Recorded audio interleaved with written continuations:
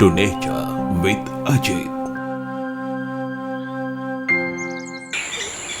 පහුගිය වැඩසටහනකින් මං ඔයාලට ඉදිරිපත් කරා කුරුල්ලෝ බලන්න පුරුදු වෙන්න තියෙන හොඳම තැන තමයි ගෙවත්ත කියලා.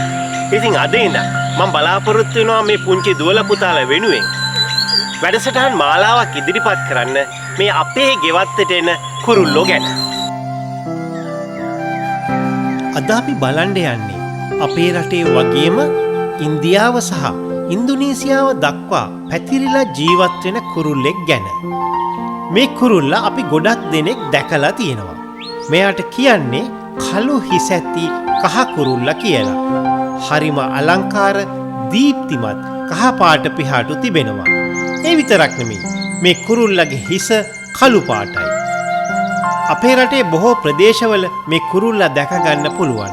විශේෂයෙන් ගෙවතු ආශ්‍රිතව නිතරම ඉන්නවා. මේ kurulla අභිජනනය කරන්නේ මැයි සිට ඔක්තෝබර් මාසයේ දක්වා.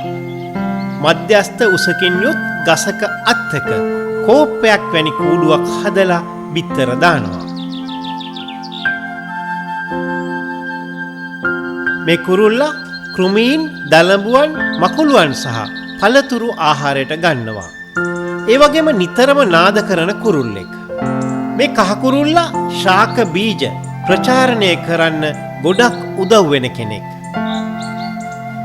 හැබැයි ගොඩක් ක්‍රියාශීලී කෙනෙක්. එක තැනක වැඩි වෙලාවක් රැඳෙන්නේ නැහැ.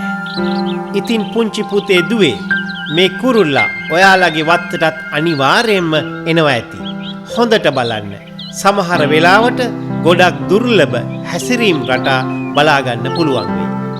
ඉතින් මේ වගේ කුරුල්ලෝ ගැන තොරතුරු ඉදිරියේදී දැනගන්න දැකගන්න රැඳිලා ඉන්න මගේ YouTube නාලිකාවත් එක්ක.